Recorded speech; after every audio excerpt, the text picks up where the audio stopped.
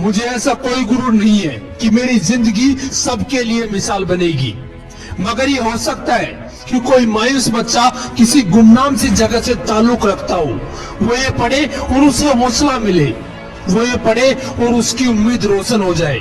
हो सकता है ये कुछ बच्चों को नाउम्मीदी से बाहर ले आए और जिसे वो मजबूरी समझते हैं वो उन्हें मजबूरी ना लगे। यह कुछ लाइनें लिखी थी भारत रत्न डॉक्टर एपीजे अब्दुल कलाम ने।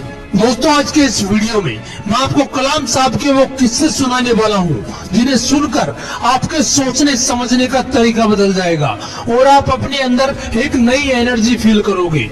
So let's start the video. दोस्तों, आपको पता है कलाम साहब ने शादी क्यों नहीं की? इसका सिर्फ एक रीजन था और वो रीजन यह था कि कलाम साहब सबसे ज्यादा अपने काम से प्यार करते थे।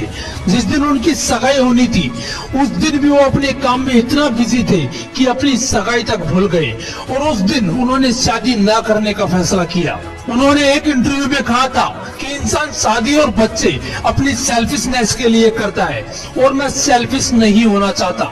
मैं अपनी पूरी जिंदगी इस देश को समर्पित करना चाहता हूँ। दोस्तों, बात है 10 अगस्त 1979 की। 19 साल की मेहनत, 23 मीटर लंबा SLV-3 रॉकेट 17 टन का वजन लेकर 7:58 पर आसमान में उड़ा।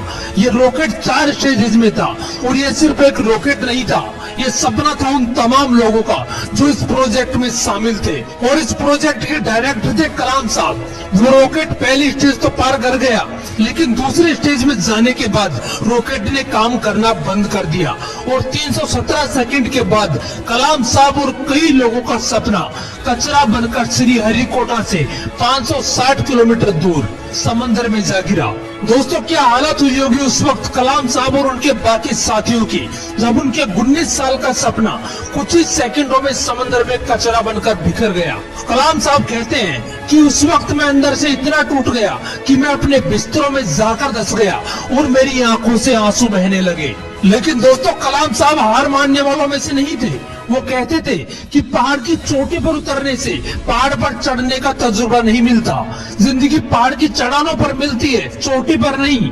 कलाम साहब भी इसी तरह एक एक कदम आगे बढ़ाते रहे और दोस्तों, एक साल बाद 18 जुलाई 1980 सुबह 8:03 पर हिंदुस्तान का पहला सैटेलाइट रोहिणी अंतरिक्ष की ओर निकल पड़ा और अगले 2 मिनट के अंदर रोहिणी सैटेलाइट अंतरिक्ष में था। कलाम साहब ने लिखा है कि उन्होंने उस दिन अपनी जिंदगी के सबसे अहम अल्फाज अदा किए क्योंकि उस दिन उनके 20 साल की मेहनत अंतरिक्ष में थी। दोस्तों, उस दिन हमारा देश उन मुल्कों में शामिल हो गया जिनके पास खुद का सैटेलाइट लॉन्च करने की ताकत थी। ये सब हो पाया एक इंसान की मेहनत की बदौलत। दोस्तों, जब कलाम साहब को राष्ट्रपति चुना गया तो उनके स्वागत के लिए जोरों शोरों से तैयारियां की गई। राष्ट्रपति भवन को बहुत ही खूबसूरत तरीके से सजाया गया, लेकिन ये बहुत कम लोग जानते हैं कि जब कलाम साहब वहाँ पहुँचे तो वो सिर्फ 2 सूटकेस लेकर पहुँचे। एक सूटकेस में कुछ कपड़े थे और दूसरे में किताबें। इसे कहते हैं किताबों से प्यार। अगर इस वीडियो को कोई स्टूडेंट देख रहा है तो एक बात हमेशा ध्यान रखना कि जितना आप किताबों से प्यार करोगे ये किताब आपको उतना ही बड़ा बनाती चली जाएंगी। ये किताबें ही थी जिन्होंने कलाम साहब को इतना बड़ा बना दिया। आपको पता है, पूर्व राष्ट्रपति कलाम साहब सादगी और ईमानदारी जैसे गुणों की मिसाल थे जो आज के राजनीतिक परिदृश्य में दुर्लभ हो चले हैं। एक बार कलाम साहब का पूरा परिवार उनसे मिलने दिल्ली आया। उनके 90 साल के बड़े भाई से लेकर उनके 1.5 साल के परपोती तक टोटल 52 लोग थे। सभी को राष्ट्रपति भवन लाया गया जहां पर वो 8 दिन रुके। दोस्तों, आपको जानकर हैरानी होगी कि उन 8 दिनों में जितना भी खर्चा हुआ, चाय से लेकर खाने तक का, वो सारा खर्च कलाम साहब ने अपने पर्सनल अकाउंट से दिया। करीब 3,52,000 रुपए का चेक काटकर राष्ट्रपति कार्यालय को भेजा। इसलिए कलाम साहब ईमानदारी की मिसाल थे, ना जात धर्म ना कोई भेदभाव। मैंने कुछ लाइनें पढ़ी थी जो कलाम साहब के लिए कही गई थी।